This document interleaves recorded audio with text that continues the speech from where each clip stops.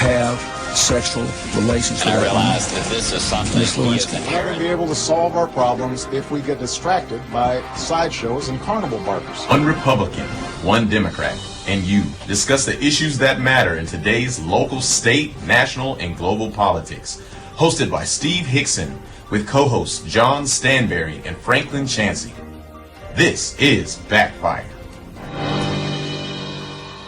Good morning, Cleveland. Welcome to another edition of Backfire. Woo! Ow! With Franklin Chansey and John Stanberry. They're fired up and ready to talk this morning. I can tell. Hey, I got a simple question. I want to start off with a simple question. What's going on with Debbie Wasserman Schultz right now in that investigation where their equipment was being taken? She didn't want it to be taken and so forth. Anybody know? I hadn't heard anything else about it in the news. The point of this topic is the fact that no one knows. If she had been a Republican, and if she had certainly been the chairman of the Republican National Committee and was involved in the level and the size and scope of this scandal, which it's actually a huge scandal, everyone would know because the media would have plastered it everywhere. Why is it not in the news anywhere? See, maybe I'm just a connoisseur of the news, but I've read more stories than I can count about it. So I don't know what... Well, tell me what's going on with it right now then. Well, what we know for certain is that this employee of her office and several other Democratic congressmen is working as like an IT consultant. And his entire family. Is under investigation. Okay. There is an active investigation going right now. Now, what the focus of that investigation is not 100% clear because you've heard all kinds of stories about that. Because he's done so many different things. Okay. So, he defrauded the credit union. Was he arrested? Finally, after they allowed his wife to flee the country. But he was arrested on something that had to do with mortgage fraud. Because that's what they had ready at the time, because he was trying to leave the country. I'm not arguing the point, John. I'm saying there's an active investigation. Let's let it go out, and let's let justice be done. They can't get his wife because they let her leave the country with $12,000 in cash in her bag, which, by the way, is a federal crime. They found the $12,000, which was enough to stop her. Anything over $10,000 has to be reported, and you're not allowed to travel with it. And they allowed her to leave the country anyway. And then he defrauded the credit bureau for over $300,000 and wire transferred it to her in Pakistan. And then what was his job title with the DNC? IT, Information Technology. So possibly he might know something into the we don't know Russian because he wasn't on the investigation. job, according to other employees, even though he and his family over the last couple of years have been paid over $4 million. They were paid at the chief of staff level, $160,000 a year. Well, who do you think's interviewing him? Who's asking him questions? The FBI. The FBI and the Capitol Police are doing that at this time. And Debbie Wasserman Schultz kept him on payroll up until the time he tried to flee the country. Even though he had been barred from using or touching the House information system. Do you think he might have a lot of information that he could share about some of the investigations that are going on? Absolutely, that's the suspicion. Well, John just gave you the classic answer there. That's the suspicion. Even Democrats can't explain Debbie Wasserman Schultz. I'm not defending Debbie Wasserman Schultz. Well, the problem is, I'm just saying he was her IT you're guy charging into the bush. Well, here's the thing: we're investigating the president All right, let's over Russia. Today we're going to be loving. We're going to be loving today. And I just said I support the investigation. I don't know what you're arguing about. We're arguing because the media basically is covering it up. Now, you're right, Franklin. If you look hard enough, you can find it. The point is not whether you look hard enough, can you find it. The point is, where would it be playing if this was a Republican? It would be playing all over every news headline, every newspaper front page. And it hadn't done that. And this has national security implications. He had access to the most sensitive information of the national security apparatus in the Congress. No, that's not true. It is true. He worked for members and had access to their committee computers that hold national security secrets, Franklin. I've seen no reporting to that effect yet, that he had access to anything that was classified. Franklin, he had access to committee members' computers who sat on the National Security Committee. That doesn't mean they have classified information. Yes, it does. No, it doesn't. He stole equipment, Franklin. They found stolen equipment with hard drives that had been hammered and beaten with a hammer to destroy them in his home. Where was he caught? Where was he picked up? At the airport. Where? Which airport? I think in Maryland or D.C. Okay. Well, I just, this is something I think could put a stop to a lot of other investigations if we could just get him to do a little flipping.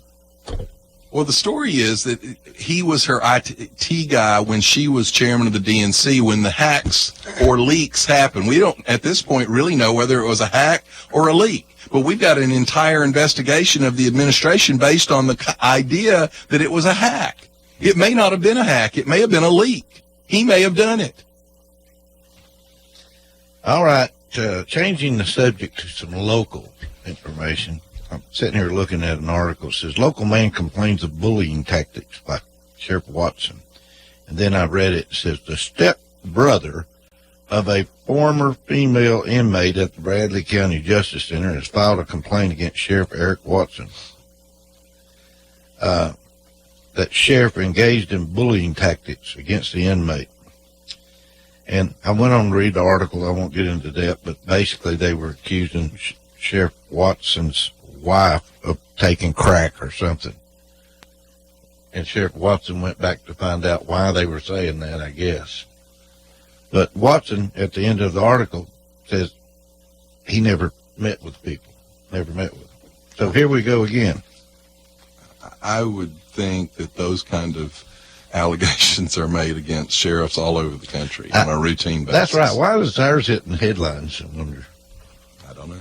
Anyway, I'm not trying to protect Sheriff Watson, but I think it's a witch hunt. A lot of this stuff is. Let's talk about a headline, though. The Cleveland Daily Banner has a headline yesterday. City Council okays 29-cent property tax hike to $2.06. That is a blatantly incorrect headline, and it's misleading to the public. Well, do you not understand the need for our city tax, John? No, you're missing my point. We can discuss the tax. I was against it, went up and spoke against it, and was disrespected, in my opinion, as were most all of us that spoke against it. But it's not a 29-cent tax increase. It's a 46-cent tax increase. And that was made abundantly clear in the meeting. Why don't you make them do a retraction? Well, I don't know if they will or not. Well, but the point of this is, by state law, you are not allowed to have a tax increase through the reappraisal process. So state law requires every municipality, every county, every taxing authority that when the reappraisal comes in, they have to figure out what the increase was in the reappraisal. And it was supposed to have gone down to $1.60. $1.60. And that is required by state law and has to be certified by the comptroller. Okay. Now, it's supposed to go down to $1.60. Which puts it back even to where it was no net increase in taxes. That's correct. And then what happened? Then they raised it to $2.06. If you subtract $1.60 from $2.06, it's a 46-cent tax increase. And this is an incorrect headline that doesn't give the public the magnitude of this tax increase. It's not accurate. Now, don't get me wrong, 29 cents ought to shock people. But if 29 cents shocks people, 46 cents really ought to shock them. And I hope the Banner will correct that.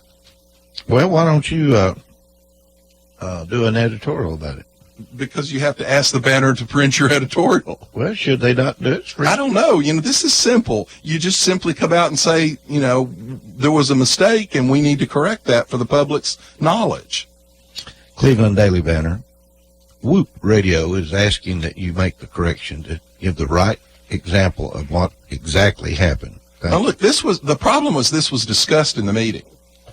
And I personally think the whole idea that the city even discussed the $1.77 was to kind of confuse the public on how big the increase actually was. They know that by law they had to bring it down to $1.60. And they had to vote on the $1.60. On the $1.60. They had to vote it, and they had to certify it to the comptroller. So on a purely technical, factual basis, the last rate that the city had was $1.60 because they had to certify that they lowered it back to $1.60. Along similar lines, the story in the Chattanooga Times today is about the city of Chattanooga looking at a property tax increase, but based upon just what you said, the proposal by their county mayor is to essentially keep the tax rate at the current level rather than the reassessed level, which results in a significant increase. But that's the point you're making. My point is just the public has a right to have honest, factual information given to them. Now, I will tell you that in the meeting Monday, for example, in option 3, which is what they went with, they put up on the screen that there was $1.3 million in one-time capital outlays for a new fire hall and some things like that. And I asked, and several other people referenced it as well, and never got an answer. If this is $1.3 million in one-time capital outlays, where's that $1.3 million going to go in subsequent years? Because the funding is reoccurring. They, by their own words, said that this expense was a one-time expense. Well, you know where I never got an answer. Well, you know where it's going. It's going to general operating fund. Well, but the point is, if you're claiming you need this 46-cent tax increase in order to do everything, but you've basically got $1.6 million floating out here once the initial capital outlay is done, then you didn't need a 46-cent tax increase. And by the way, it was also brought up that there's about a $2 million discrepancy between Stanley Thompson's estimate of what this tax will bring in and what the city estimate is. Stanley says it'll bring in about $2 million more. They never addressed that. Multiple people tried to have a conversation about that. They just said, well, our numbers are our numbers. I've heard that before somewhere. So if you have $2 million more come in, you got to vote on it to see what's in it. Well, if you have $2 million more come in and you have $1.3 million in reoccurring that you're only accounted for once, that's a $3 million difference a year. That's a lot of money. Well, you think they'll find a way to spend it? Well, let me tell you, I think one of the worst things that happened, and I got to thinking about this after I left, there was a common denominator between most of the people that were up there opposing this tax. You know what it was? Property tax? Almost all of them own their own businesses. Right. Now, people that own their own businesses, like Franklin and I both, we employ the majority of Americans in this country that work. Almost all of us owned our own business up there, talking about the impact of this tax. One of the city council members said, well, even though all these people are in here opposing it, I don't think they really represent the vast majority of people in Cleveland. Now, the people in that room had to take time off of their work to come up there, which was another issue that was brought up. I think it is incredibly insulting to the taxpayer and to the citizens that they can't find a way to have at least one meeting a month at night when people are off of work and have the ability to come up to their meeting. I think they purposely have these meetings in the day because they know it's hard for working people to come up and talk to them. But for them to then turn around when people do take time off their work and go up there and oppose this tax to say, well, even though the room is overwhelmingly against this, we don't think you all really represent the people out there. That's an insulting comment. Well, did anybody say that? One of the councilmen said it. Which one? Well, call your councilman and talk to him. Okay. Now, I will say, Franklin, since no I'm opinion? up here fussing, Charlie McKenzie and David May voted against this. David was very thorough in his questioning. He supported a lot of the positions that the people up there that were against it and did a good job. And Charlie voted against it. What's your opinion, Franklin? My opinion hasn't changed at all. I'd like to have more specifics about where the new revenue's going. Well, I think, I think that's the failure thing, on the council to do that. I think that's the only thing the council really didn't do right, and that is be more specific on what the money's needed for. I've been really clear infrastructure and certain improvements in the community, that I'd be happy to pay extra if that's what it's going for. I'd like to hear some specifics, though. Let me give you another example. Debt was brought up, how much debt they have. Mm-hmm. And they, we're real worried about debt. So at that point, I personally said, fine, would you all commit at this point that if this brings in more money than we thought, or this 1.3 in reoccurring funds that's not accounted for later, will you all commit to either A, reduce the rate back so the taxpayer can hold on to more of that, or will you commit to apply all of that to the debt? Everybody just kind of chuckled and looked at me. And Bill Estes said, well, they were going to hire a consultant to go through the debt and find out how we need it. And I will say, I was probably a little smarty. I said, you've got to have a consultant to know that paying more down on your debt is a good thing. But we're going to hire a consultant to decide whether. So my point is, and I said this, I said, so you're asking us to commit today to a 28% increase in what we pay you, but you won't commit today to pay more money down on the debt or to lower the rate in the future if we, find out we've got more than we need. So it was a completely one-sided deal.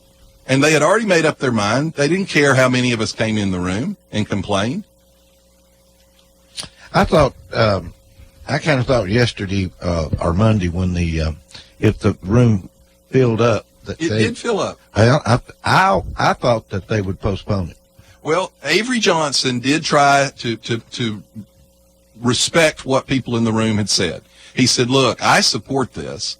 I actually thought he made a good, presentation. He said, I support this in its entirety, and if you knew what I knew, you would support it. And that's kind of what Franklin's talking about. Give us some specifics. But then he said, however, there's obviously opposition to this, and people are concerned about it. Maybe it's too much all at one time. Maybe we should drop it to $1.99.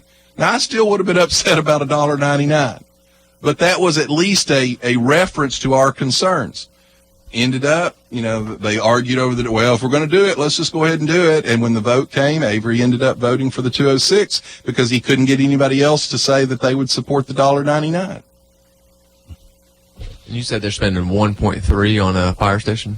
No, there was a list, but the point is, he said these are one-time capital expenditures. There was a fire station. There were several things listed. And what my point was, you've accounted for it one time in the budget, but it's recurring money. John, one of the things that I could think about being comfortable with it about, if we had a plan out and it showed some new roads being built, or it showed some things that would make this city function better. Right now, I think our city streets are just, we're confined to a terrible. Go down North Lee Highway there towards your mom's house any afternoon from 3:30 on and see what happens. Well, let me bring out another point about this. When does this tax come due? When's this tax increase due?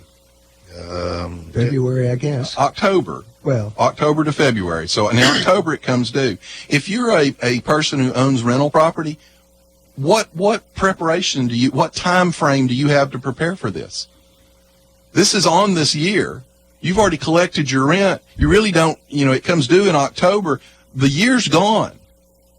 If they were being concerned at all about the people that work hard to pay the bills here, they would have at least said, we're going to make this next year. We're going to give you a year to prepare for it. The year's gone, and yet the tax bill comes due. And on top of that, they also put through that they're going to participate in the tax freeze program that the state has for senior citizens. I hate to point out to them, but if you're a senior citizen who lives in rental property, you're not going to get any tax freeze. Well, I don't live in rental property. When's that start? They said they were going to try and participate in the program. So I won't be getting a tax increase? I don't know how that's going to work. But by the way,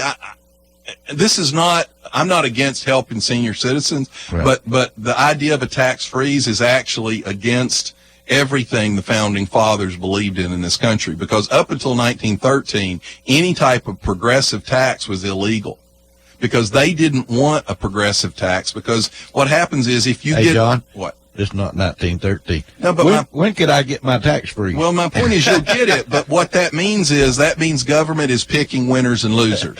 Well, I'm ready And to be a winner. the founders didn't think that was a good thing to have, because what it means is you will always have minority groups that are subject to the tyranny of the majority. I agree. Anyway, Just a quick comment. I know the county and the city ain't never going to get along, but when the city builds their fire department, I think it would be helpful if they went and asked the county how big those bay doors should be. Well, actually, I discussed that too, that they couldn't even work out an agreement so that the county was building fire halls in the proper position, so the city, when they expanded the edges of the city, could at least maybe purchase those county fire halls. You know, why would we do that? Because the taxpayer foots the bill. well, so we're not sure yet if the seniors are going to get a break. Hey, how old do you have to be a senior? How old do you have to be a senior? I don't know. My point, though, Steve, is for them to express concern for the seniors and apparently not understand that the only way you're going to get that is if you own property. If you're a senior living in rental property, your rent rates are going to go up. So there's not going to be any protection for seniors. John, that's just political talk. They're not going to save a senior a dime. Well, I just... For them to say that everybody that came up there, basically what they said is you all don't count. We don't think you represent the vast majority of the public out there. Well, they did a survey with 1,000 people, John. That's where they... 1,000 out of what, 40,000? Yeah. Well, how many were y'all? Huh? 300 out of 40,000? But we're the 300 that took time out of our businesses and our work to go up there in the middle of the day, which, as I said earlier, is an insult in and of itself. Hey, good morning, Franklin. Good morning. You've been taking the morning off this morning, haven't you? Well, I know that this is an area of special concern for John. Well, let me ask y'all And this. I wasn't at the meeting, so. I'll ask you this. Let's get off on something else. Trump is to restore the program sending surplus military weapon equipment to the police departments. Okay. Are you for it? There are Republicans and Democrats that are for that, and Republicans and Democrats that are against it. I'm in the group that thinks that you can over-militarize the police department and it affect your community relations poorly. After you? What? You think it'd be a problem if something like showed up and after you was there writing? Or whatever their After you? What do you call them? Antifa? Antifa. What does Antifa represent? Anti-fascist. Anti-fascist. What does that mean? It means that you oppose fascism by employing fascist tactics. And they get to wear masks around everywhere. Well, like I said, you're a fascist opposing fascists. Well, you think it would be not right if they brought a weapon in there, if these people were using clubs of some kind just to protect the police department? But Steve, to look at this actually in context, what Franklin's talking about is a broader view of this. What they're doing right now, and you can say it's not completely accurate, is, for example, one of the pictures that accompanied this was a big, giant troop transport truck. Yeah. And it was big enough that it was up out of the floodwaters. And so it's a nuanced argument. You know, are you talking about things like that, or are you talking about That's called a anti-tank? deuce and a half. I used to drive one of those back Right. in the military days. But what Franklin's referring to is armored personnel carriers and things like that. Anyway, I know there's been a lot of controversy about that in the past, but you know what? I'd rather them use the equipment as not use the equipment. So if the police departments could use it, let them have it. Well, but understand, this might dovetail into some of John's philosophy here.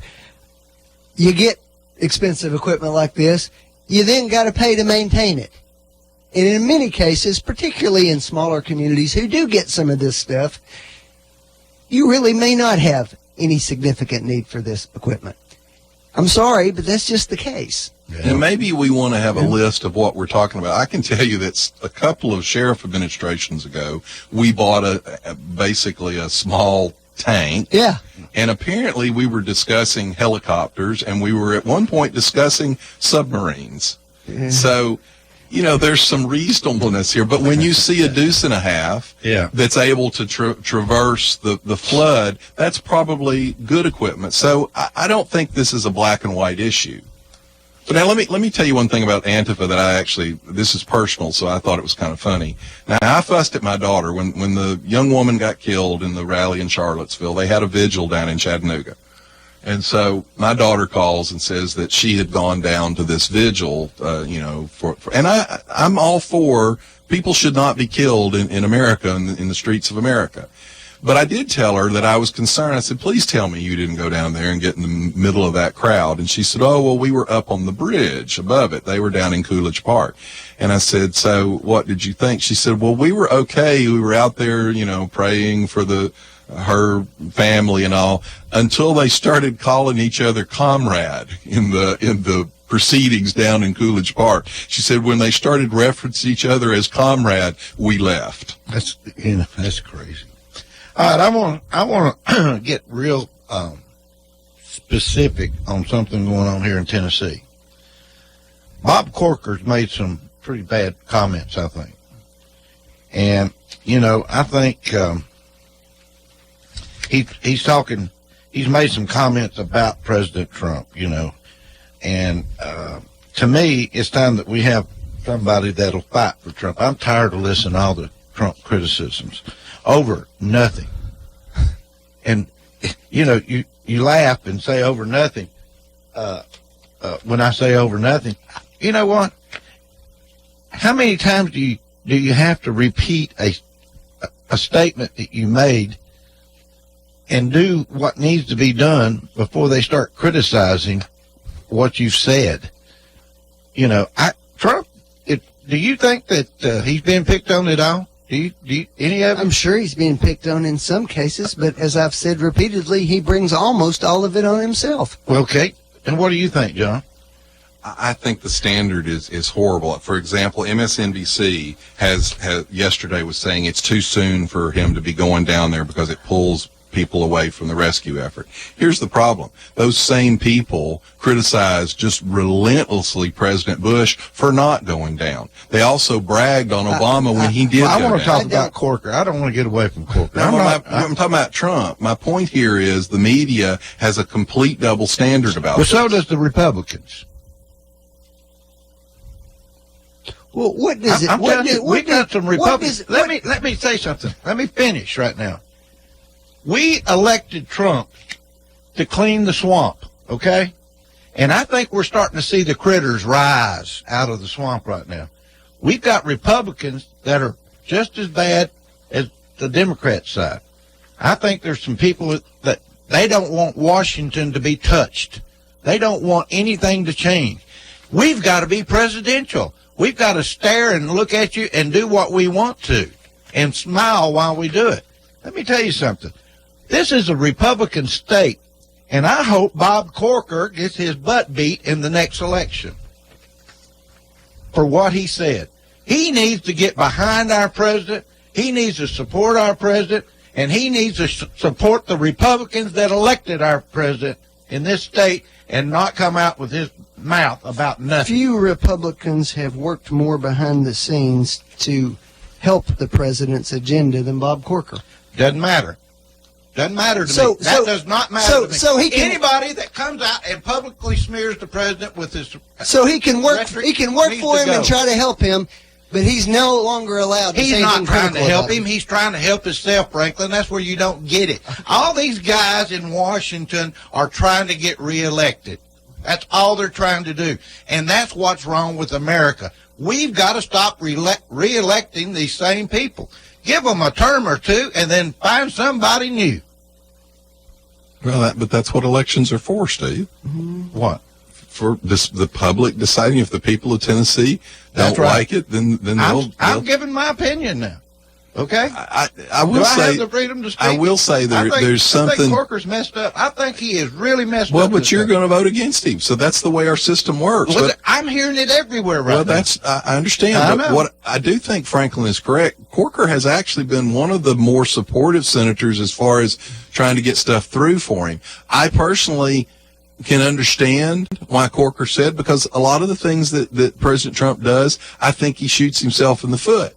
But having said that, I wouldn't have probably said what Senator Corker said in those meetings. But I think Corker, his explanation of this is that he and Trump have a good relationship, and that he says what he wants to say, and Trump says what he wants to say, and they move on from there. Well, I see this, but I tell you something, John, and I'm speaking truthfully. Trump is catching so much criticism from the left-wing left and the Democratic Party and all the crap that's happened since the day he went into office. We don't need a Republican mouthing off anything, except if you haven't got anything good to say, don't say anything. Don't try to be on TV. That's the problem. They want to get on TV. They're going to get reelected. Well, now, he said those actually in Rotary clubs in Tennessee. Well, civic clubs, that's all he's been doing is going to civic clubs and the Chamber of Commerce. Shouldn't he be doing that? That's what he does in the August recess. Well, you know what? Maybe he ought to be up there helping the president a little more. Well, they're in recess right now. Well, maybe that's a good time to get out and talk about the president in a positive way. Not a negative way. Steve, the only thing I'm supportive of the president, but do you not think that Trump at times complicates his Corker's got such an ego. He says that his comments haven't hurt him. I'm going to show him they have. Well, but you don't think Trump has an ego too? I don't care. I think about they all Trump. have egos. I think Trump is our president. I agree. And we need to get behind him and support him. I do support him. And especially a Republican shouldn't open his mouth negatively. Well, look, why don't they just call themselves a Democrat then? Well, Steve, here's the problem with that. I was pretty regular in criticizing Democrats for not calling Obama out when he did things he shouldn't have done. Right. And that cuts both ways. And I think that the people in Tennessee will vote and decide how they feel about what Corker said. I mean, you saw.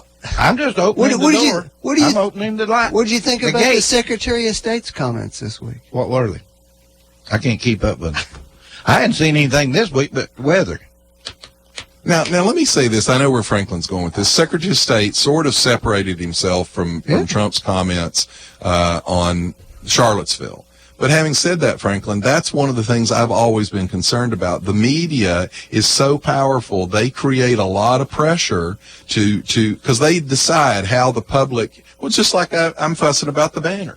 The banner's headline affects the public's feeling about this tax increase. It was an inaccurate headline. The media does the same thing. That wasn't an inaccurate report, though. That was just an interview. But my point is, the media went all over Trump over the Charlottesville comments that he made. Now, I brought you in comments that Obama made after the Dylan Roof shooting, which were actually very, very similar to Trump's comments. Didn't condemn white supremacy. Didn't do all of the things that Trump was being criticized for. So that kind of environment with the power the media has puts a lot of pressure on people like Tillerson to, what do? Do I buck them or do I go along with the media? Here's the White House fired back Thursday with the press secretary Sarah Huckabee Sanders calling Corker's statement about the president's competence a ridiculous and outrageous claim.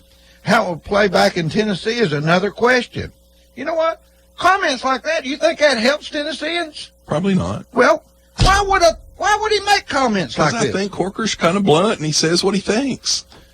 I think I'm going to give Corker now the benefit we got of the Democrats. No, I'm not defending him. I'm not defending him. I am saying this to you.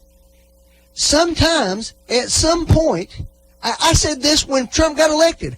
I thought he had a historic opportunity to change the political system. Hold on, let me finish. Well, I think he may be changing it. Yeah, but he had an opportunity to change it in a positive way. I think he is, Franklin. I think his mouth started because he didn't have anybody running against him. He's talking about Trump now. Wait a minute. I want to get back. I'm not off this darn Corker yet.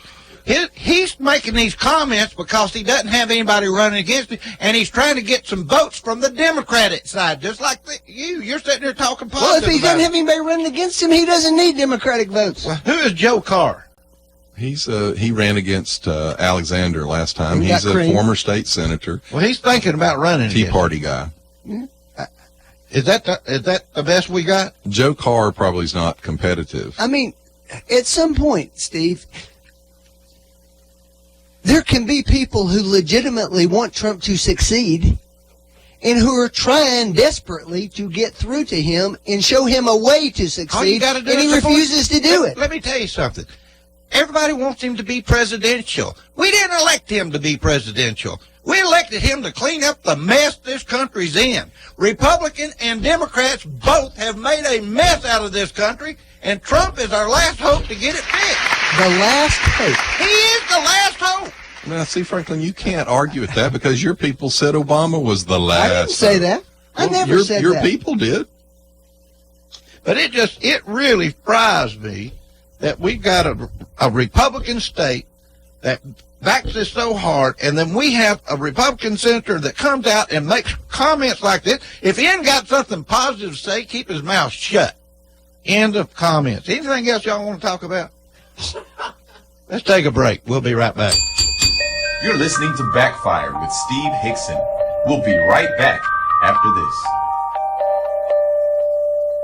Hello. I'm the doctor. And you're listening to WOOPLP, Cleveland, Tennessee. WOOP FM is a broadcasting service of the Traditional Music Resource Center, and we play America's original music.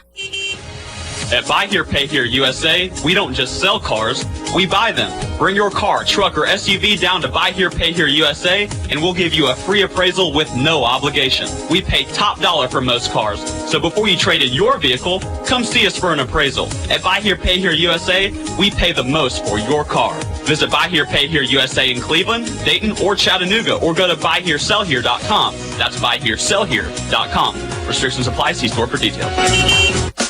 Did you know that U.S. Money Shops cashes all checks, even the ones most check cashers reject? Tax refund checks, government checks, payroll checks, and many more. And when you cash a check with U.S. Money Shops, we'll give you 10% off your next purchase. At U.S. Money Shops, we have everything you need at a fraction of regular retail. So stop by one of our 11 locations or visit us online at usmoneyshops.com. Buy or sell or apply today. The better way at U.S. Money Shops.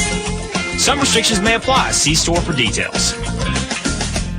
Oh, uptown hound, I wanna go when you're out of town. I bet you never thought you'd hear me howl. Listen to your dogs and take them to Uptown Hound when you're headed out of town. Uptown Hound, located at 3506 Old Freewell Road, 478-0555, or find them online at myuptownhound.com. I know you need a break, but what about me? That's what I need. Hello, my name is Andy Figglestaller with Ed Jacobs & Associates. We are an employee benefit and insurance broker in business for the past 20 years. The new healthcare law, also known as Obamacare, has finally arrived. The law is complex and the choices are confusing. You have questions, we have the answers. It is our passion to find cost-effective solutions for every client. The solutions will be different for every person or business. Let our knowledge, experience, and passion go to work for you. Contact us today and let us assist you through this process. Our phone number is 423-473-0202, or you can find us on the web at edjacobs.com. If you need a little green, Lending Frog is making deals. He'll lend you cash on any kind of wheels. Borrow just a little, or you can borrow big. Lending Frog is a new financial gig. It's hip to hop into cash. LendingFrog.com is making a splash. Dig it.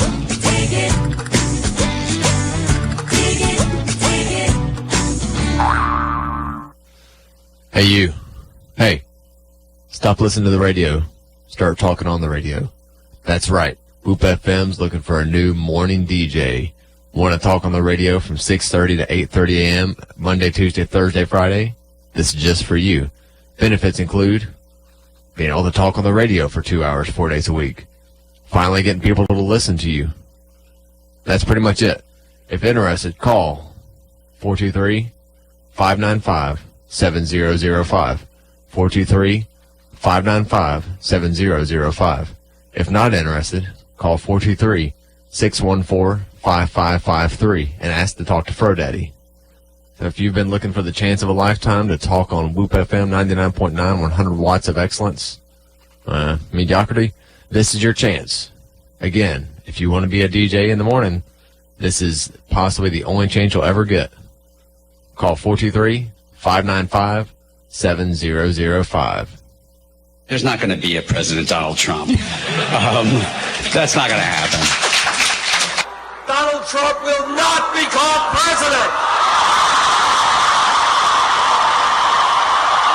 He's not going to be president. Donald Trump is not going to be president of the United States.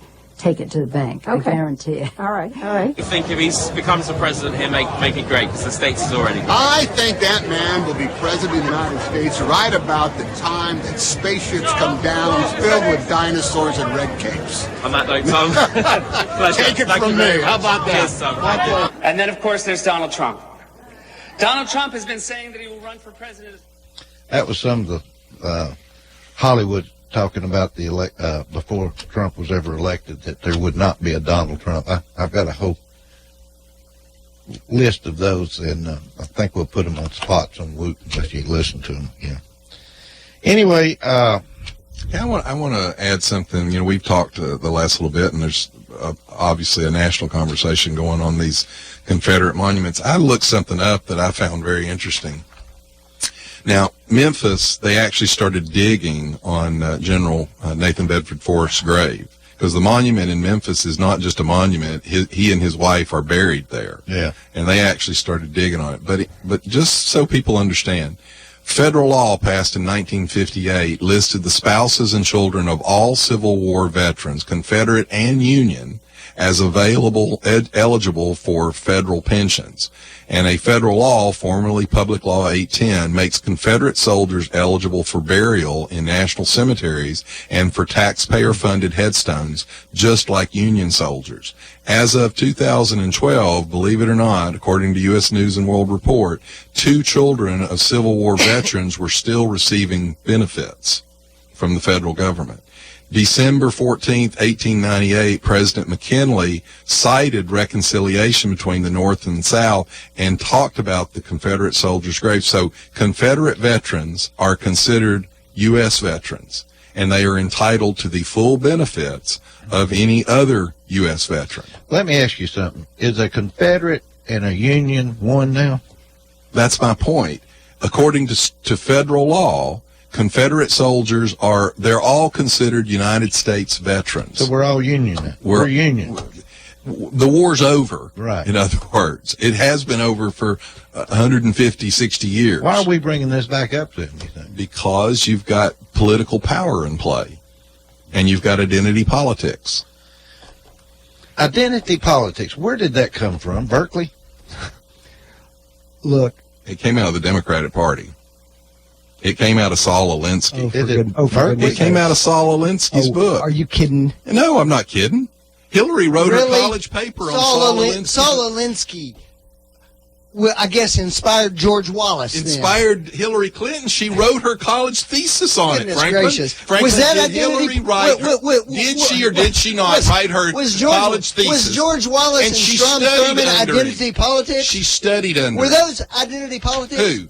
Were George Wallace and Strom Thurmond identity politics? Both of which were Democrats. Answer my question. Was that identity politics? That was regional. Do you think politics. they came from Saul Alinsky? Franklin, Come on. Hillary wrote her college thesis and studied under Saul Alinsky. This is the crazy part. Everybody who becomes prominent, we have to marginalize them and push them to the extremes. You want to know what the problem is in our society? That's the problem. What right is there. it? Tell me again. All right. Tell me one more time. You can say anything you want about Hillary Clinton. You may think she's a terrible person. Maybe you do. Okay? I do. But if you look at her policies on stuff, 80% of them are things that for 50 years have been considered moderate in America. Until she changes her mind, like on gay marriage. There may be she was for traditional marriage. There may be 20% of them that you think are extreme. But that doesn't mean everything about her is extreme. You could say the same thing about Donald Trump or George W. Bush. The vast majority of those things are not extreme positions. And the problem is we're trying to identify all of them as extremes, and because we're doing that, we can't have a darn conversation or have a legitimate debate about how to move the country forward. Franklin, so if you want to make a difference in America, reject that philosophy. Well, then you'd be rejecting 90% of it from the liberal side. Oh, and you wouldn't be doing that from the 10%. the Ann-Coulterish side of that? 10%. I mean, you've got Franklin, you've got those people on the right now. You made a good point. Let me nuance it a little bit. You're right about Ann Coulter, but guess what? Ann Coulter's not a leader of the Republican Party. Oh, I think she Pelosi is the the opposite on your all side, and she's the leader of your party. Elliston, your vice chairman, is as freakish as can be on his side. Yes, Bernie Sanders, who was freakish. Bernie Sanders was second in the race. Franklin, he's an avowed socialist. Socialism. Is Hillary Clinton helping in Texas? She's got that foundation with all this money in it. Do you think she could help? I don't know. I hope so. I wouldn't surprise me if they ended up helping there because there's such a close relationship. Well, if they help with there the Bush like family. they helped in Haiti, then more people will be suffering.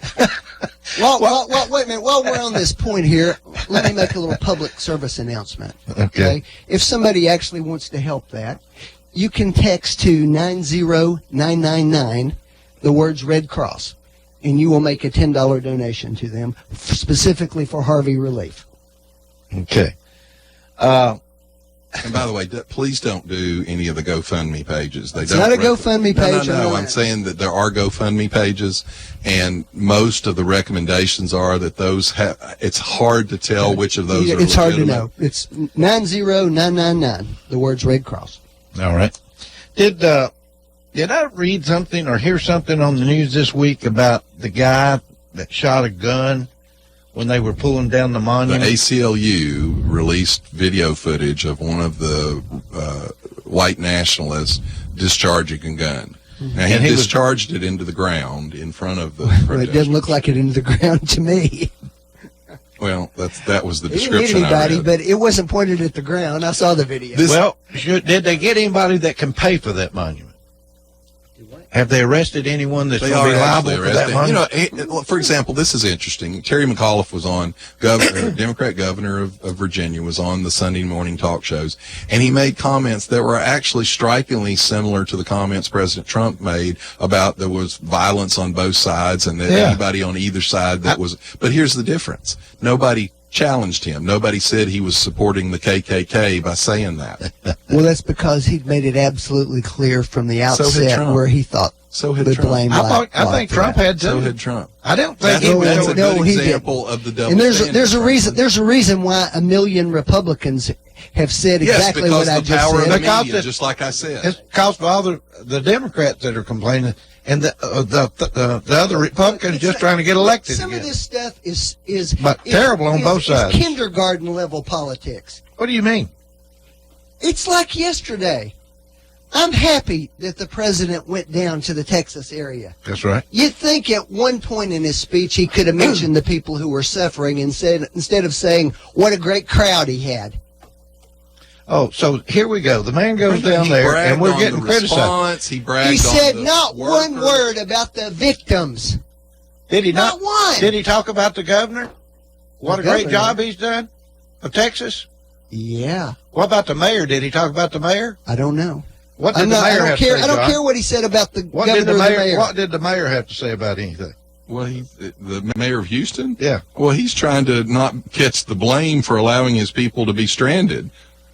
He was encouraging them to stay there and told them not to leave. stay. Let me give you. I'll give. There was another mayor. My point is that this is not hard stuff to figure out what the president ought to do sometimes. It's really not difficult. What did he do wrong? Usually we expect the president to provide inspiration. Who's the we? nation. We. All of us together. Franklin. I don't have a problem Let with me put it. anything he Here's said. the problem. Well, It you're depends- not swimming in your backyard. out Frankly, there. for example, when policemen were shot by people, President Obama actually bragged on some of the movements defending the shooters.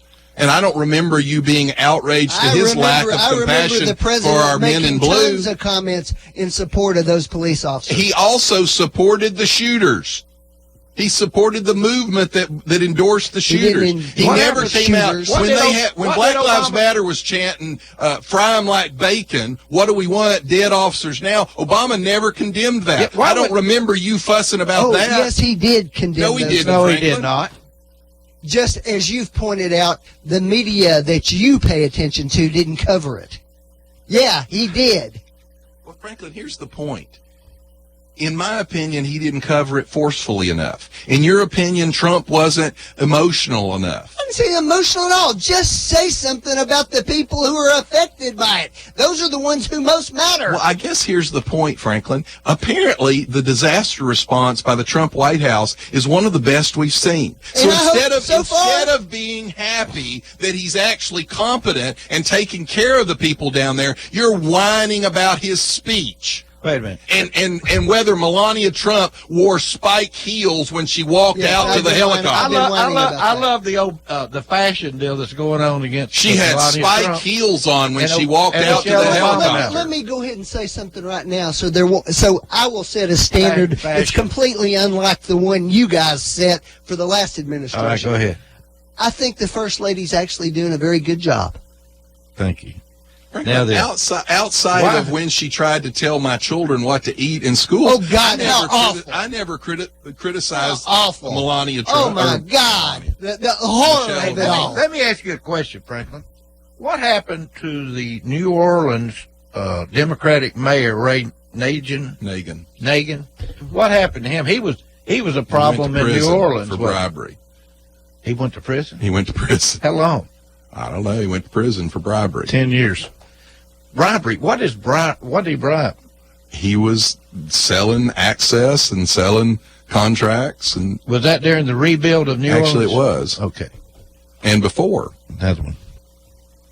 Anyway, I just hope that what did that have to do with this? Well, that shows. Where's your point? Well, I just hope that the Democratic mayor that didn't want anybody to leave Houston doesn't get into the bed with people again. First of all, let's be fair here. Okay? Yeah. It's really easy to say that was the wrong call. Maybe it was, maybe it wasn't. His argument was it was very dangerous for 5 million people to be out on the roads trying to get out at the same time. It's very difficult to do that. What's the elevation of Houston? It's very low. It's not very low. It's at sea level. It's level. That's low, John. Well, my point is, Franklin, this was the National Weather Service. That's usually what we measure elevation from sea level.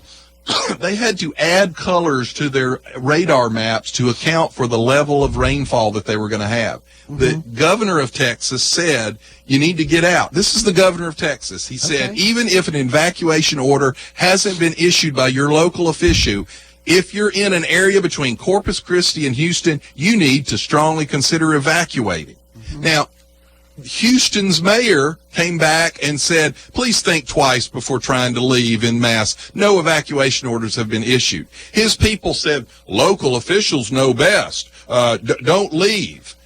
They then followed up over the next couple of hours with, hey, it's getting kind of worse. Move your furniture to the second floor. I know you're watching the game boxing match, but tonight be attentive to weather reports. Okay. Let me contrast that with another mayor in this same area. The other mayor said, get out now. Rockport Mayor Pro Tem Patrick Rios. Those that are going to stay, it's unfortunate, but they should make some type of preparations. Mark their arm with a Sharpie pen, put their social security number on it and their name. Okay. That was his recommendation. Okay. Do you know what this mayor's advisors were telling him? I don't. Do you? The point is, Franklin, you think the mayor had better advisors than the governor? I don't know. Do you? And the mayor in Rockport said, by the way, he said, we've got first responders available, but once it gets bad, we are not going to put their lives in jeopardy. They will not get help. We will not be dispatching folks that decided to stay. So the mayor in Rockport said, look, folks, you need to get out. Mayor in Houston, by all information on the ground, was probably playing politics. He was betting on this not being as big a deal and making the governor look bad, and he has put tens of thousands of people at risk for his politics. More than tens of thousands.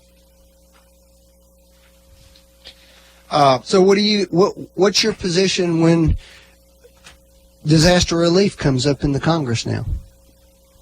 What's the position you're going to take? Focused on disaster relief. It shouldn't be a pork-laden bill with a bunch of other stuff in it. Well, with all due respect, that was a nonsense argument the last time it came up. You want me to read you what was in it? I'd be happy for you to do that, John. And it was .0004. Actually, it wasn't, Franklin. You're wrong. Yeah, it was. You're absolutely wrong. Yeah, there was $58.58 million for forest restoration on private land. There was $10.7 billion for public transportation, which had nothing to do with the disaster relief. There was a Smithsonian funding money in it. There was funding for a fish hatchery. The Smithsonian funding was for the roof that was damaged in the storm.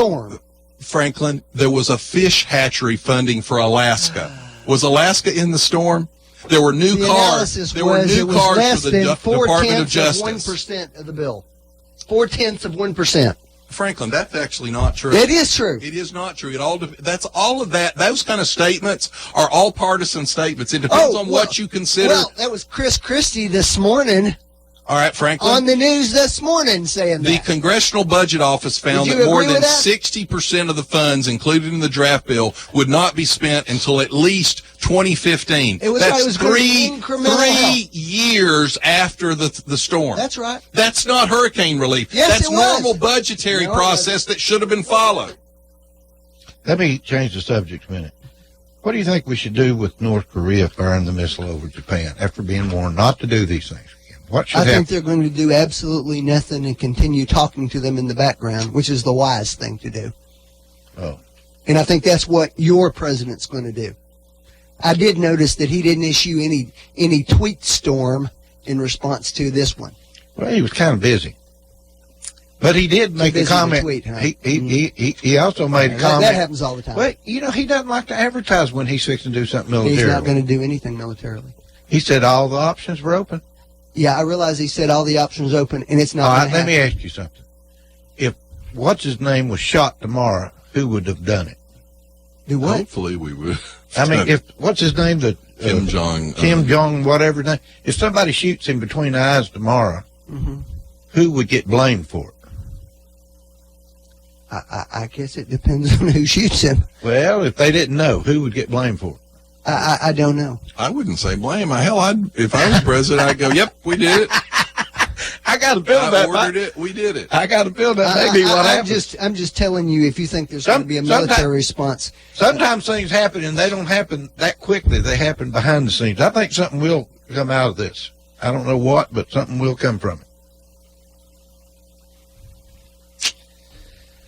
All right now. By the way, the compassionate liberals in the state of California are working legislation through to tax your drinking water. You know, that essential thing for life that you die if you don't have. They're going to tax drinking water. Who is going to do this? California, state of California. Well, they're going to tax. They keep dreaming up more ways. Folks, think about that for a minute. They're going to tax the water you need to survive. Well, they're just going to put themselves out of business then. Well, how do you say that, Frank or Steve? If you live in a city and your water has to come through the pipes and they have access to the valves, there'll be other sources, other ways. They'll be putting catching rainwater. Well, they may, but my point is, you're green at the water. mercy of the government and the compassionate super majority Democrat government in the state of California. The Democrat mayor in the state of California are working right now on legislation to tax your drinking water. Yes, and you know who came up with that idea, just out of curiosity? I bet it was a Democrat. Forbes magazine. that radical liberal publication. I don't care who came up with it. I'm just saying, They're it's those taxing radical your drinking crazies water. in California. They're the only ones stupid enough to do it. All right, let me ask you one last question before we leave. And you remember there was a bill to restrict the president's power to remove sanctions from Russia, despite Trump's misgivings. It was a bill to add more sanctions to Russia, in spite of the president's misgivings. Can I say that one more time? They passed additional sanctions on Russia, and the president opposed those. Well, there was a bill to restrict the president's power to remove the sanctions. That's what I'm talking about. In other words, they had to go back through Senate to get anything removed once the sanctions took place on Russia. Okay. They weren't giving the President of the United States the power to do this. Okay. The reason is, why? Because they think he's too soft on Russia. Why? John? The position 95% of America's had for the last 60 years. Actually, that's not true. Actually, it's not true at all. But let me finish what I'm saying. A moment of disagreement came earlier this summer when Bob Corker, led the charge in the Senate on a bill to restrict the president's power to remove sanctions against Russia despite Trump's misgivings. So y'all spent the last 8 years claiming that the president was being too powerful and that the Congress ought to act. So now you've got a Republican in there and you want the president to be more powerful. Well, I just think that the Republican, if he needs to cut a deal with Russia, let him have the power to do it. He's smart enough to do What deal this. do we need to cut? I don't know, but he should have the power to take the sanctions off. Why would they do that? Why would Bob Corker do that? So you would have said then that the president had the unilateral power to end sanctions on Iran then, right? Well, I think he should. I think he should have that power. That is an argument for who has the control of that. Does the executive branch or does the legislative branch? I think the executive branch has to have that. Why would Corker say something like that? Why would he do that? Well, partly, again, I'm going to fall back what I'm talking about. The bill passed 98-2. The media 98, creates, Steve. The media creates an issue. And so other politicians are forced with trying to deal with the media created issue. 98-2. The problem with our political people in this world these days is the media, whatever they're talking about the most and the loudest seems to be the way the media. We've got problems. It's hard to get 98 votes in favor of a happy birthday to somebody who's 100 years old. Has it occurred to you that the president is way outside? Well, do you want to know what why? most people I'm think? glad you said that. You want to know why?